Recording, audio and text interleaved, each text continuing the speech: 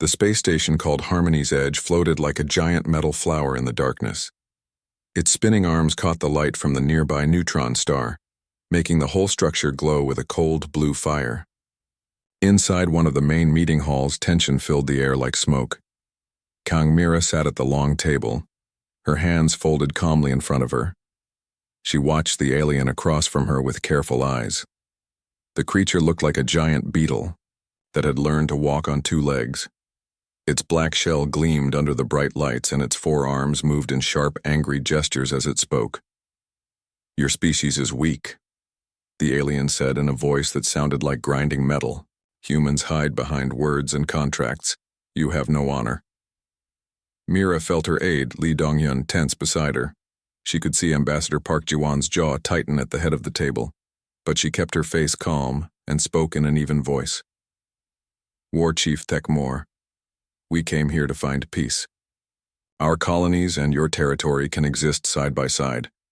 There is enough space for everyone."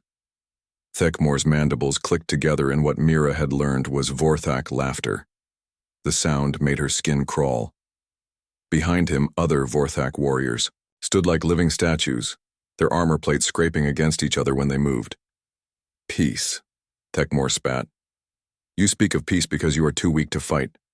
The Vorthak Empire has conquered 17 star systems in the last 10 cycles. Your pathetic colonies will be next." The talks had been going like this for 3 weeks.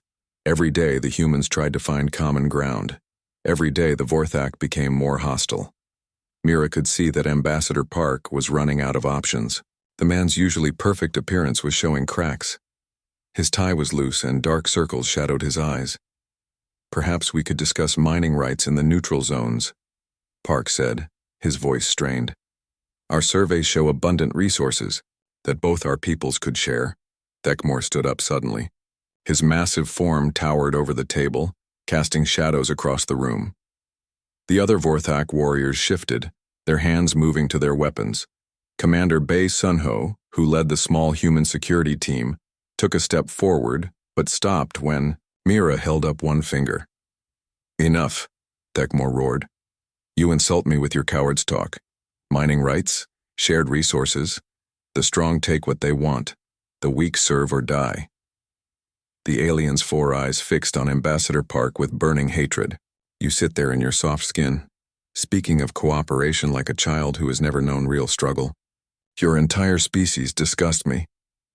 Park's face went white, but he kept his voice steady. "War Chief, surely we can find a solution that honors both our peoples." "Honor?" Thekmor's laugh was like breaking glass. "You know nothing of honor. But I will teach you." The massive alien reached into his armor and pulled out an ornate blade.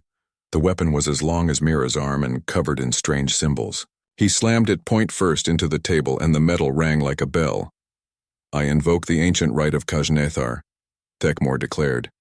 "Trial by combat. One warrior from each species will fight in the sacred ring. The winner's people claim dominance over the disputed territories. The loser's people become vassals to serve the victors." The room went dead silent. Mira felt her heart skip a beat. She had studied Vorthak culture, and she knew what this meant. Kajnethar was an ancient tradition that went back thousands of years. Once invoked, it could not be refused without automatic forfeit. "You cannot be serious," Park said, his voice barely above a whisper. "I am completely serious," Thekmor replied. "Choose your champion, or admit that humans are too weak to deserve freedom." Dongyun leaned close to Mira's ear. 17 colonies, he whispered. "If we lose, 17 human colonies become slaves." Mira nodded slightly. She understood the stakes. Nearly 2 million human beings lived in those colonies. Families, children, scientists, farmers, artists. All of them would be at the mercy of the Vorthak Empire if humanity lost this challenge. "Who is your champion?" Park asked, though Mira could see he already knew the answer. "Kajatak the Render," Thekmor said with obvious pride. "He has fought in the sacred ring 207 times.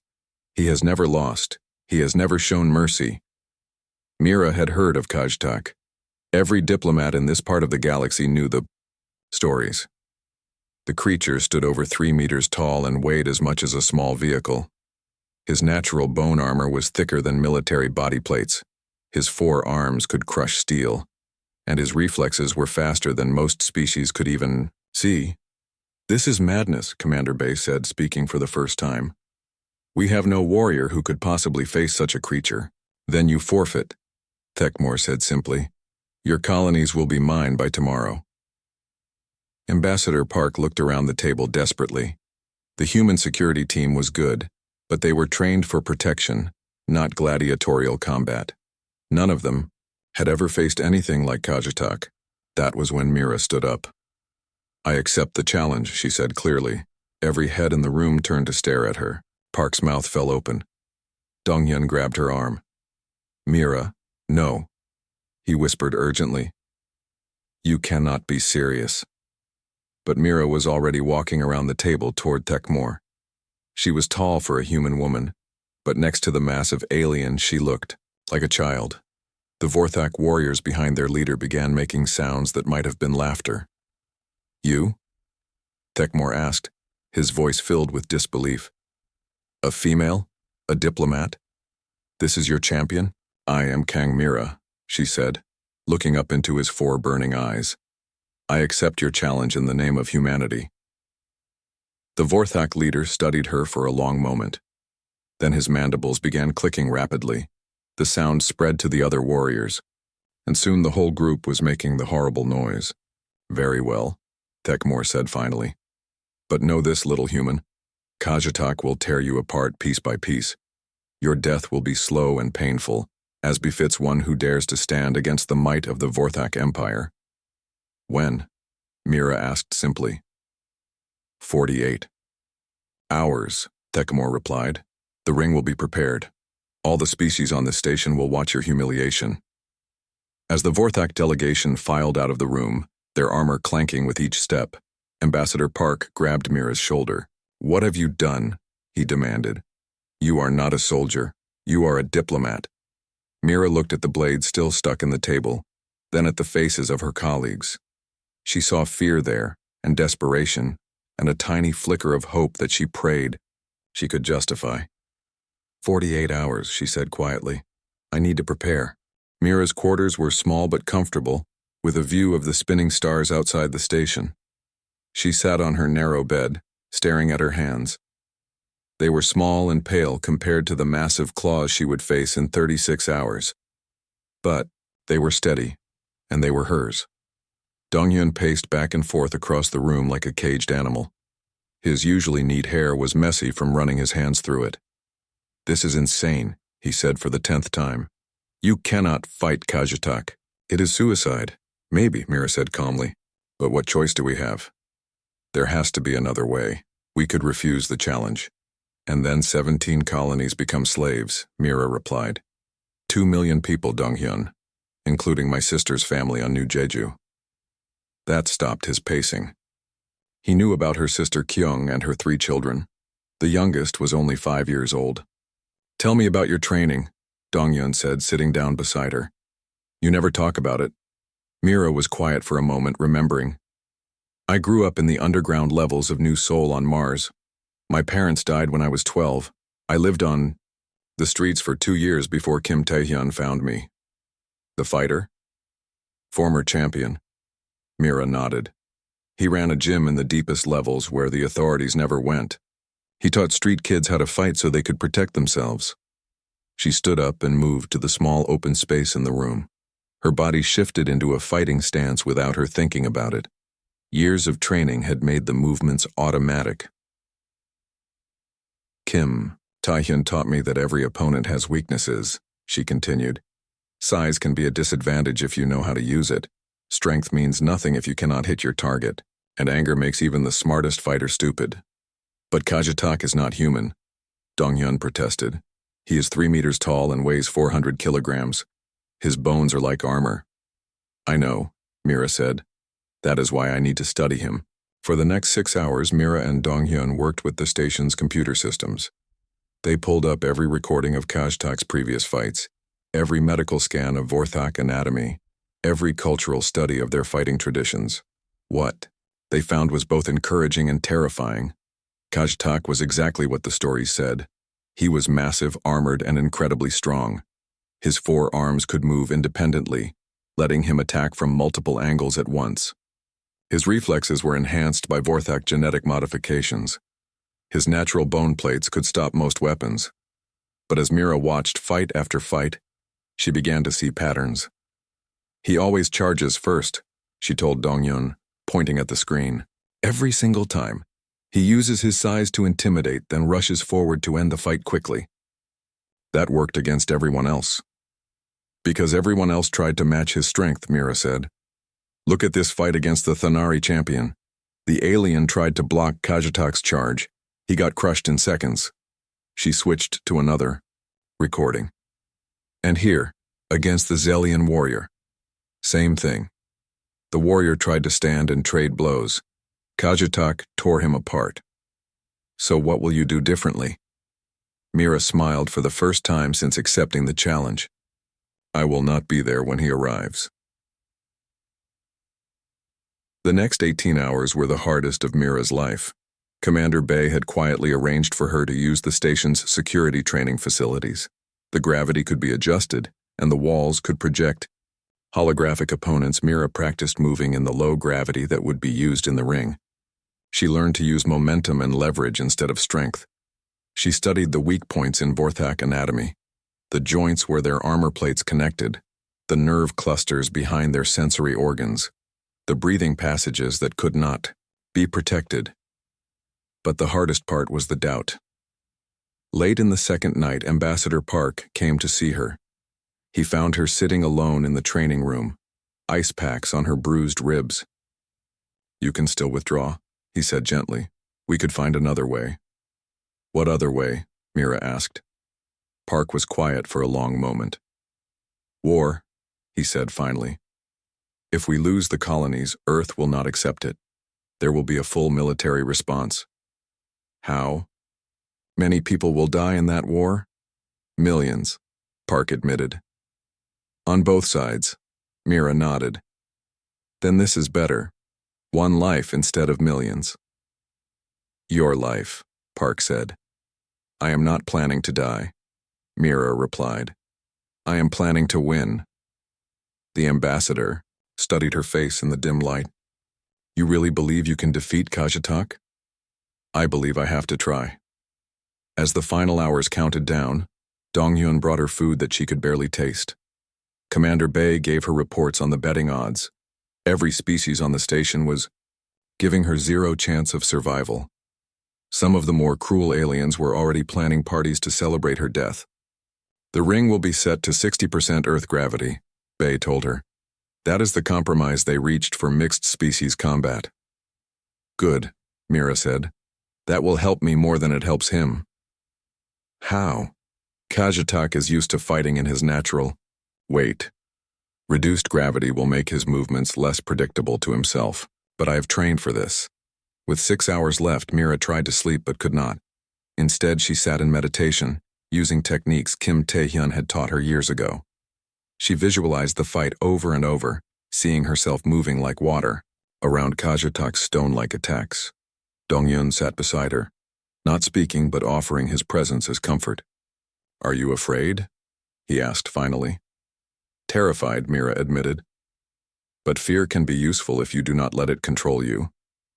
"I have known you since we were children," Dongyun said. "You were always the one who stood up to bullies even when they were twice your size. This bully is 4 times my size. The principle is the same." As the time for the fight approached, Mira felt a strange calm settle over her. She had done everything she could to prepare. She understood her opponent's strengths and weaknesses. She had a plan. Whether that plan would work against the most dangerous warrior in known space remained to be seen. She changed into the simple combat suit that regulations required. No armor, no weapons, just flexible fabric that would not restrict her movement. Looking at herself in the mirror, she saw a small human woman who looked fragile compared to what she would face. But Kim Tae-hyun had taught her something else. Wars were not won by the biggest armies, but by the smartest generals. Fights were not won by the strongest fighters, but by the most prepared ones. "Time to go." Commander Bay said from the doorway.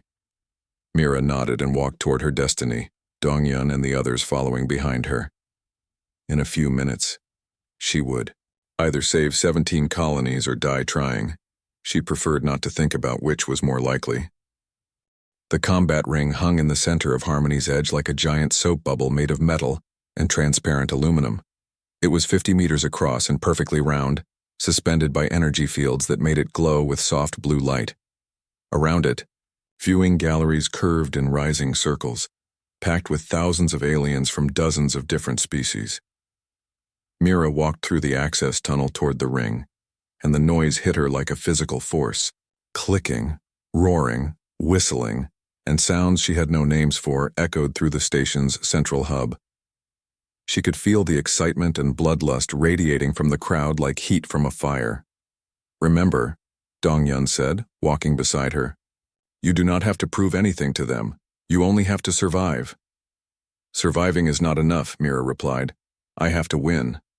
They reached the entry chamber, a small room just outside the ring where fighters prepared for combat. Through the transparent wall, Mira could see the arena clearly for the first time. The floor was covered in a material that looked like sand but sparkled with tiny lights. The curved walls were perfectly smooth, offering no handholds or places to hide. 60% gravity, Commander Bay reminded her. "Use that to your advantage." Mira nodded and began her final preparations. She stretched her muscles, feeling for any tightness or weakness. She controlled her breathing, slowing her heart rate despite the adrenaline pumping through her system. She visualized her movements one more time, seeing herself flow around Kajatak's attacks like wind around a mountain. On the other side of the ring, another entry chamber glowed with red light. She could see movement inside, something large and dark preparing for battle. "It is time," a station official announced through the communication system. The alien looked like a floating jellyfish with too many eyes. "The champions will enter the ring for the ritual display." The crowd's noise doubled in volume. Mira felt the floor vibrate under her feet from the sound. "Display?" she asked. "Traditional Vorthak combat begins with both fighters showing their weapons and armor," the official explained. "It is meant to honor the tools of war and intimidate the opponent." Mira looked down at herself. She wore only the simple combat suit, with no weapons or armor of any kind. "I have nothing to display." The official's many eyes blinked in confusion. "Nothing? But how will you fight?" "With what I was born with," Mira said simply. The entry door hissed open, and Mira stepped into the ring. The sand-like floor felt strange under her feet, softer than she expected, with tiny lights that pulsed when she stepped on them. The reduced gravity made her feel lighter, but also less stable. She would need to adjust her movements to account for that. The crowd's noise became a roar when they saw her. She looked so small in the vast arena, like a single flower in an empty field.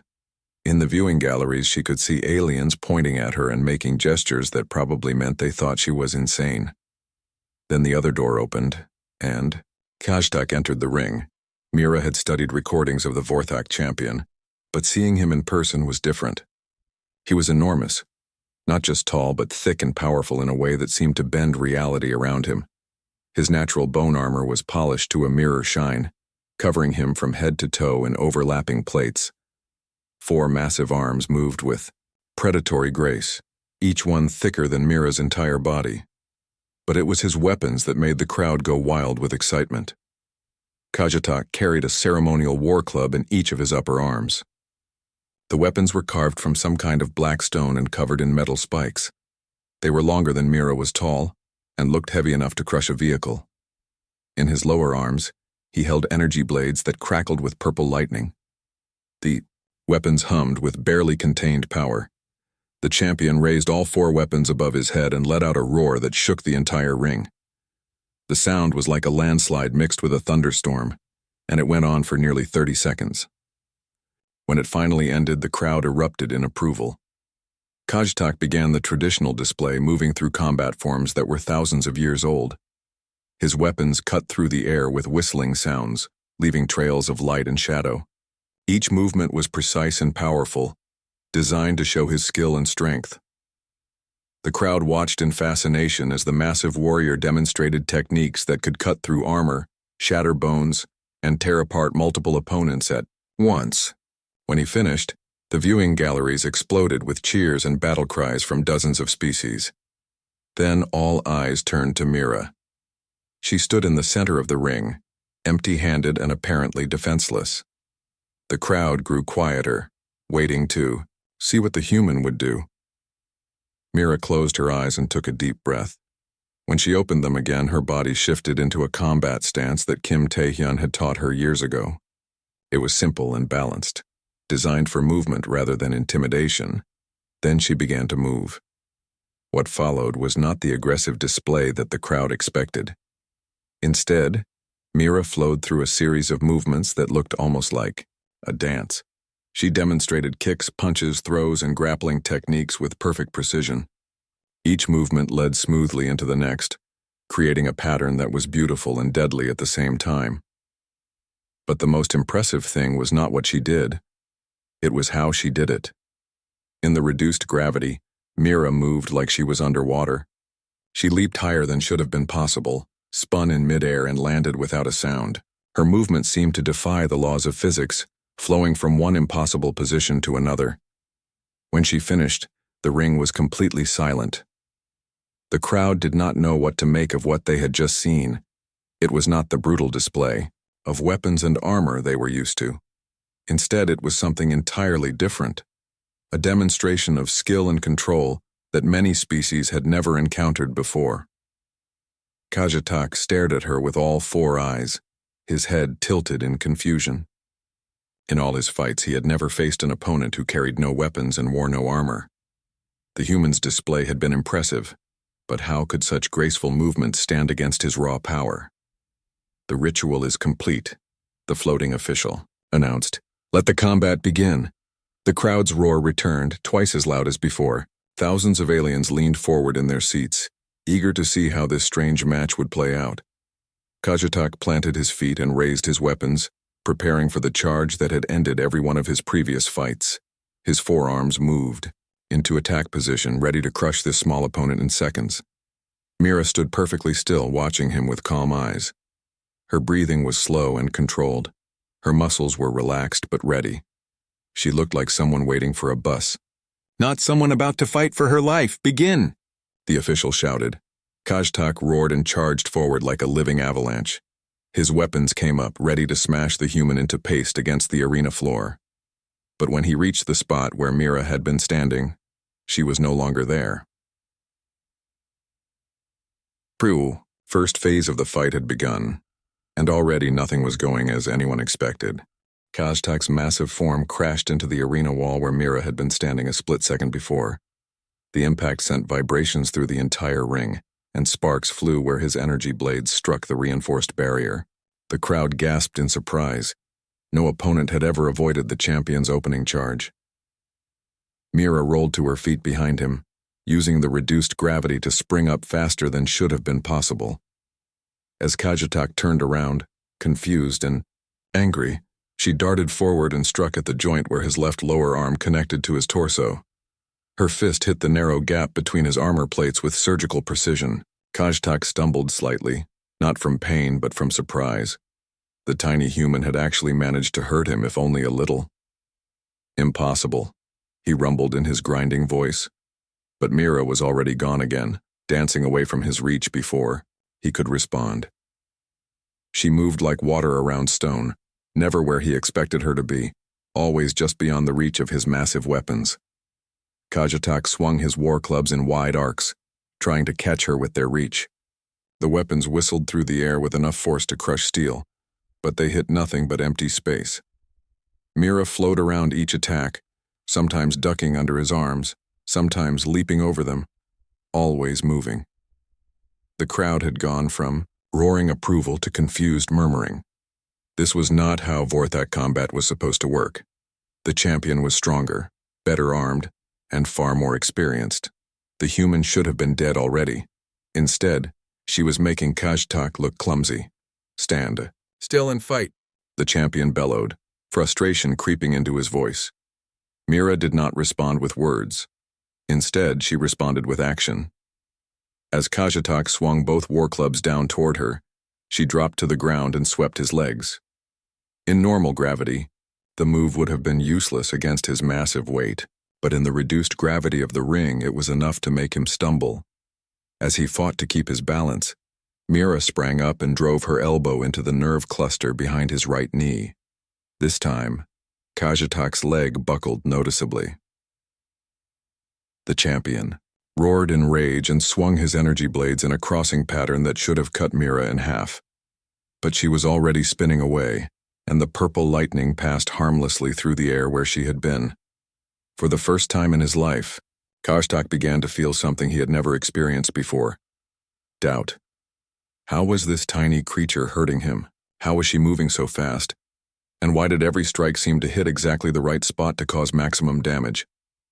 "You fight like a coward," he snarled, trying to provoke her into making a mistake. "I fight like a human," Mira replied, her voice calm despite her rapid breathing.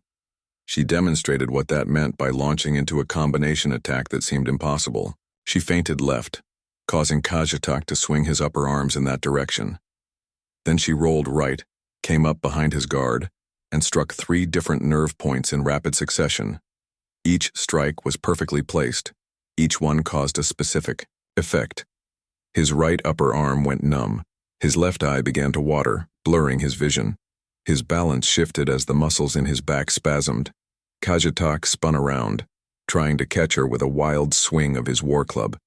The weapon passed so close to Mira's head that she could feel the wind from it.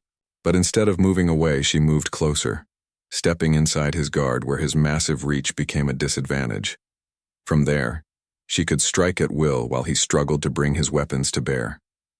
She hit pressure points along his ribs, targeted joints in his armor, and found weak spots that he never knew existed. But Kajatak was not champion for nothing. Despite his confusion and growing injuries, he was learning to adapt. He began to use his weapons differently, making shorter, quicker strikes instead of the huge swings that had always worked before. One of his energy blades caught Mira across the ribs as she tried to duck away. The purple lightning burned through her combat suit and seared her skin. She gasped and stumbled, and for a moment the crowd thought the fight was over. Kajatak pressed his advantage, charging forward with all 4 weapons ready to finish her. But Mira used his own momentum against him, grabbing his outstretched arm and using a judo throw to send him crashing into the arena wall. The impact was tremendous. Kajatak's armor cracked, and one of his war clubs went flying across the ring. He pushed himself up from the floor, shaking his massive head to clear it. When he looked up, Mira was standing over the fallen weapon. For a moment he thought she would pick it up and use it against him. That would have been the sensible thing to do. The weapon was powerful enough to penetrate his armor, and she had proven she was skilled enough to use it effectively. Instead, she kicked it away. "Why?" Kajatak demanded, genuinely confused. "Because that is not who I am," Mira said simply. The gesture had an unexpected effect on the champion. Throughout his life, he had fought opponents who wanted to kill him, defeat him, or prove they were stronger than him. But this human seemed to be fighting for something else entirely, something he did not understand. It made him angrier than he had ever been. Kajatak discarded his remaining weapons and charged at Mira with his bare hands. If she would not use weapons, then neither would he. He would crush her with his natural strength and show everyone that the Vorthak way was superior. The grapple began with Kajatak trying to grab Mira in his 4 powerful arms. If he could get hold of her, the fight would be over in seconds. His grip was strong enough to crush stone, and her small human bones would snap like twigs. But catching her was like trying to catch smoke. Mira used every technique Kim Tae-hyun had ever taught her, plus some she had learned from studying alien combat forms. She twisted out of holds that should have been inescapable. She used leverage and pressure points to turn Kajatak's strength against him. She made him work for every grip, every hold, every advantage, and all the while, she kept striking at specific points on his body. The Vorthak nervous system was different from a human's, but the basic principles were the same. Enough pressure in the right places could disrupt nerve signals, cause muscle spasms, and interfere with motor control. Mira had spent hours studying Vorthak anatomy, and now she put that knowledge to use.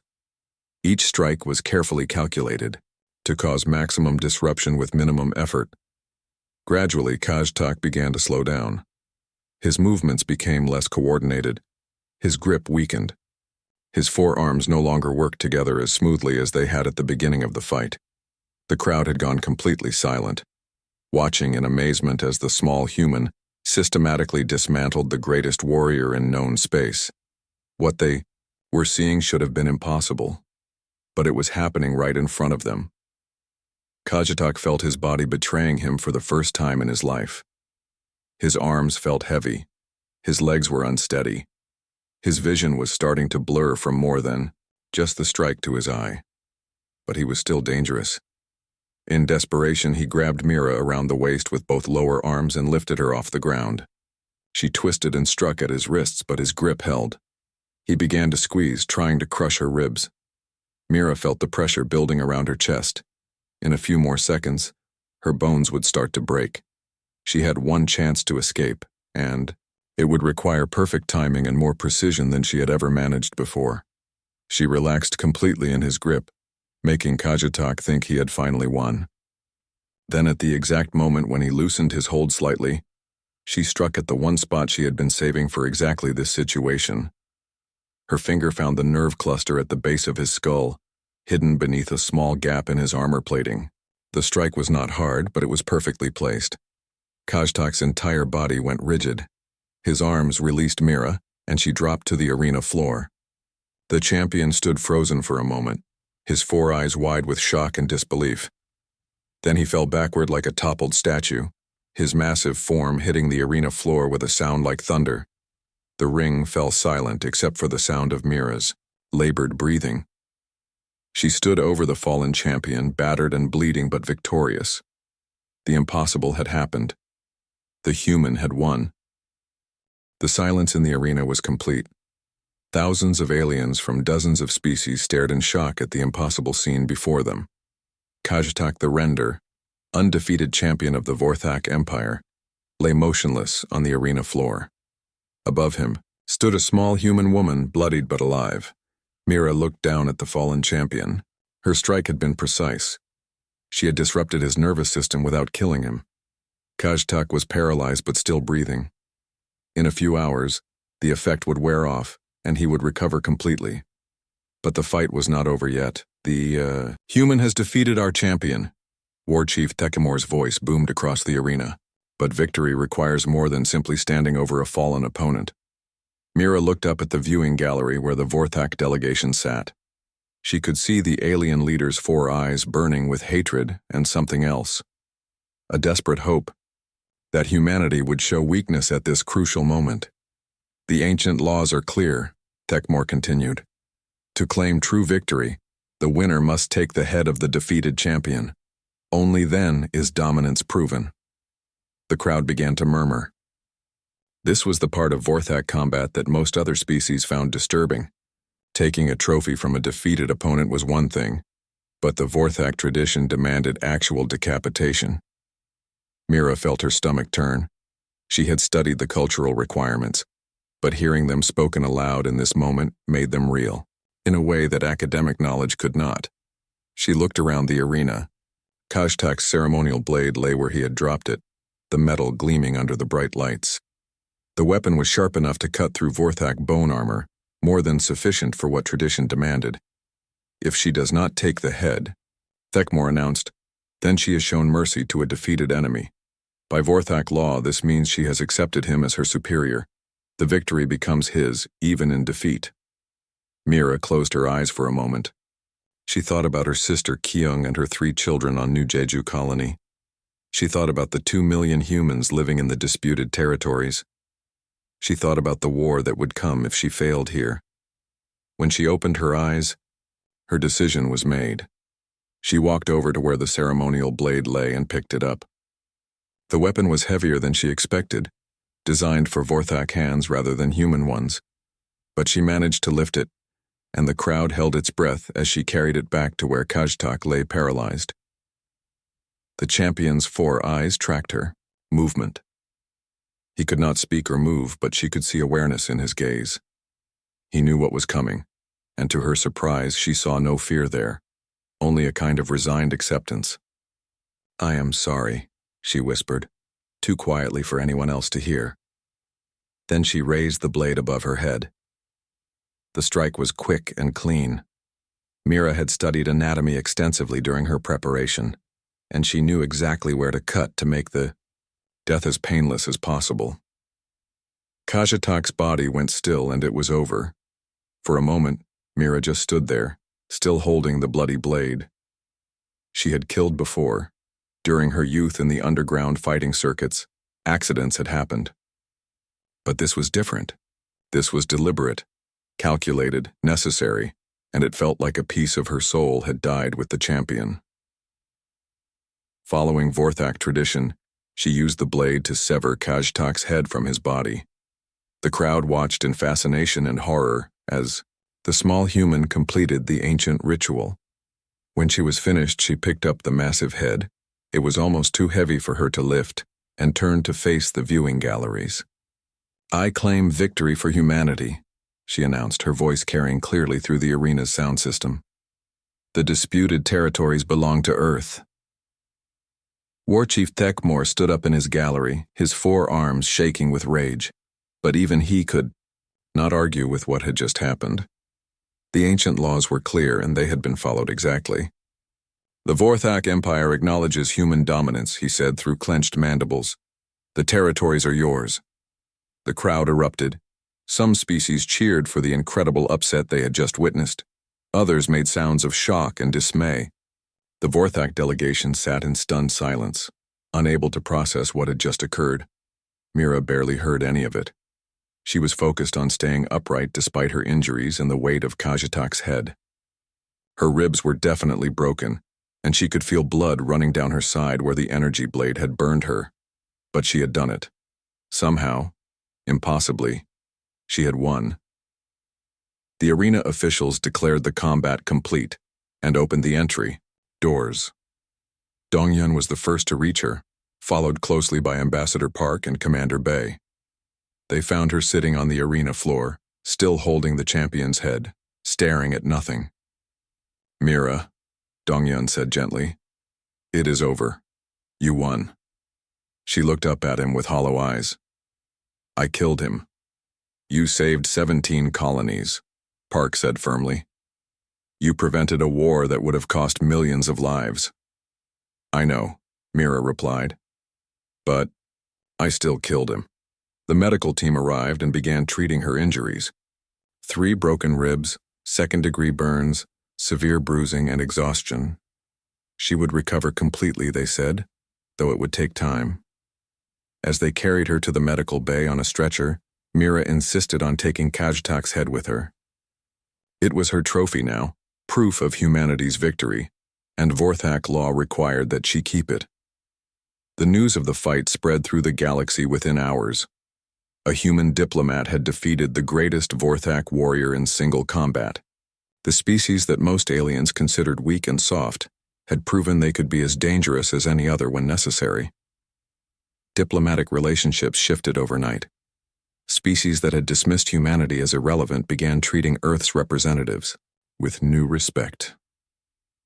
The Vorthak Empire, humiliated by their champion's defeat, withdrew from several aggressive expansions they had been planning.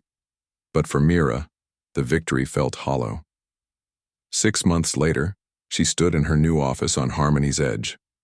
Ambassador Park had been promoted to a position on Earth, and Mira had been named as his replacement. At 28, she was the youngest ambassador in human history. Kajatak's head sat in a place of honor on her desk, preserved according to Vorthak tradition. She kept it not as a trophy, but as a reminder of the prices that sometimes had to be paid for peace. Her assistant, a young man named Oh Minwoo, knocked on her office door. "Ambassador Mira, we have received a message from the Drakmari Republic. They are demanding that we surrender our mining rights in the Kepler system or face the consequences."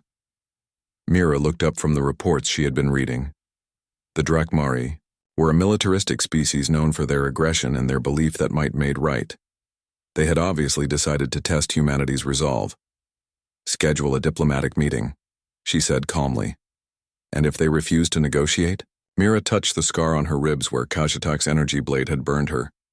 The injury had healed, but the mark would remain for the rest of her life. "Then we will see if they are willing to discuss the matter in the traditional way," she said. Minwoo looked confused for a moment, then his eyes widened as he understood what she meant. Word of the fight with Kajtak had spread throughout the galaxy, and every species now knew that humanity had a champion who could back up their diplomatic words with deadly force if necessary. "Should I mention that in my response to their demands?" he asked. Mira smiled for the first time in weeks. It was not a pleasant expression. "No need to mention it specifically," she said. "Just tell them that Ambassador Kang Mira will be handling their concerns personally. I think they will understand." The implications. As Minwoo left to draft the response, Mira turned to look out her office window at the stars beyond. Somewhere out there, 17 human colonies continued their peaceful existence, safe from Vorthak conquest. Somewhere else, species that might have chosen aggression against humanity were reconsidering their options. She had entered the ring as a diplomat who could fight. She had left as something new, a warrior who could negotiate. The galaxy was learning to respect humanity not just for their words, but for their ability to back those words with action when necessary. It was not the role she had expected to play, but it was the one the universe seemed to need. And if that meant carrying the weight of necessary violence, then she would bear that burden. After all, someone had to stand between the darkness and the light. And sometimes, the price of peace was written in blood.